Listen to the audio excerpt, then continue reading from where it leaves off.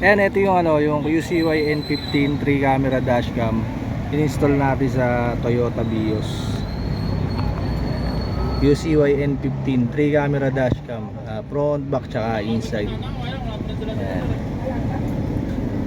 Etong dashcam na to, pinapatong lang to sa rear view mirror ng sasakyan yan. Pinapatong lang siya, hindi natin siya alisin yung rear view mirror. Nakaano lang siya ng rubber clips, naka-clip. Tapos sinasaksak lang sa 12 volt port ng sasakyan. And dito sinasaksak yan sa 12 volt port. Yan, yung kay sir meron siyang yan, extension. Kaya dito natin sinaksak yung dashcam. Ayan, meron siyang inverter. Ayan, kaya doon ko sinaksak. Ayan, yung wire nung charger niya dito natin pinagapang yan sa kesame, sa taas, papuntang papuntang kanan. Ayan, lumusot yan. Tapos inangat ko tong rubber na to, pinasok ko dyan yung easy installation lang yan. Tapos inilalim ko sa carpet. Ayan, tapos ito na siya. Kaya lagyan nyo ng allowance yung wire para hindi banat. Ayan, nakasaksak lang siya rito. Ayan, kung wala kayong ganito, dito nyo isasaksak yan. Ito yung charger nya. Tapos yung back camera nya, dito natin pinadaan niya sa may kaliwa naman. Kasi yung camera nya, yung lulusutan ng back camera papunta ron sa may plate number sa likod, nandun yung butas sa kaliwa.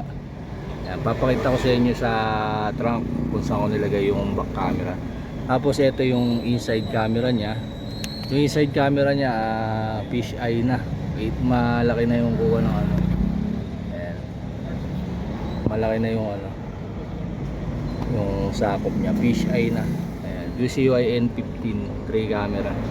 Ito yung nya, yung back camera, front camera, tas inside. Ayan, ito yung inside camera. Kaya malinaw siya kahit gabi yung inside camera. Kahit patay yung ilaw sa loob ng sasakyan, malinaw siya. Meron siyang infrared. Ayan, nagba-black and white siya pagka sobrang dilim, tas kita pa rin yung tao. Nag-auto switch din yung camera niya pag atras yung etong camera sa likod lumalaki. Tas nagkakaroon ng parking guide. Ayan, papakita ko sa inyo kung saan ko pinadaan yung yung wire nito ng back camera. Ayan, sa kaliwa natin pinadaan yan.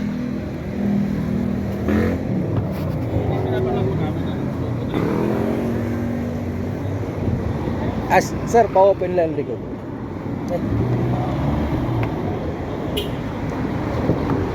And dito natin pinadaan yung wire nung nung back camera. Pinangat ko yung rubber na to papunta rito sa may trunk. Nilusutan ko ng alambre para masundot ko. Ayan, dito ko pinadaan yung wire. Nandiyan yung butas nung nung paglulusutan ng wire. Ayan, nasa kaliwa. Tapos ito yung mga sumobrang wire nung back camera, diyan ko nilagay.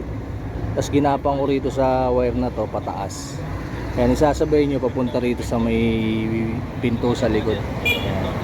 Kailangan lalagyan nyo ng allowance yung wire dito para kahit isara yung pinto, hindi siya mababanat, hindi mapuputol. Ayan, meron kayong pagsasabayan ng wire dyan pag paakayat. Ayan. Tapos nilusot ko dyan sa loob. Tapos ito na yung connector nya. Dito ko tinali. Ayan, may connector yung pinaka back camera. Ayan, pinag-connect ko, tapos nalihan ko ng cable tie. Tapos lumabas siya rito sa may plate light. Ayan, may plate light kayo na alisin dyan para malusot nyo yung wire papuntang labas. Ayan, pinipindot lang naman yan para maalis. Ayan. Ayan, bali ito yung wire ng back camera. Ayan, gumapang pa ganun yan. Tapos banda rito nyo ilulusot yung wire. Kasi dito may buwang na hindi may ipit yung wire. Ayan, sa banda rito sa kaliwa ng plate light. Ayan, dyan lumusot yan pag ganun yan. Ayan, kasi ito na yung back camera.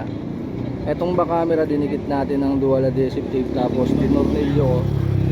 Ayan, ayan, nakatornilyo yan para hindi siya nagagalaw.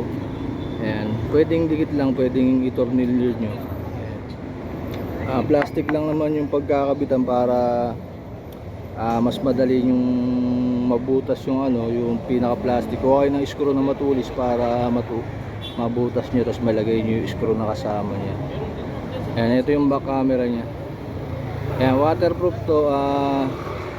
Huwag nyo lang papahila kasi medyo mabilis mabasag kasi plastic lang. Ayan. Okay lang kahit maulanan yan, mabasa. Ayan, huwag lang mahihila. Ayan, pagpapakarwas nyo, sabihan nyo yung maghugas na, ingatan kasi medyo sensitive pagka nahila, masisira siya. Ayan, QCY N15 yung ano. Ayan, in-install natin. 4K resolution yung front, 2K yung inside, tas 2K din yung back camera. Ayan. Meron na siyang wifi application. Ayan, PCI na yung ano niya, tas meron din siyang voice command. Ayan, QCY N15 dashcam. Ito bago to, triple camera, maganda. Malinaw kahit gabi. Ayan, ito yung QCY N15 na dashcam, 3 camera front, back, inside. Ayan, pag swipe mo yung screen, pwedeng front lang yung display. Ayan, pwedeng back lang. Ayan, yung back nakaangat yung pinto kaya ganyan yung kuha. Tapos inside camera. Ayan. Pwede siyang sabay-sabay nagre-record. Sabay-sabay yung display niya, sabay-sabay din nagre-record. Tapos pag nag-switch ka ng reverse, nag-switch din yung camera sa likod. Ayan. Ayan. Sasara ko lang.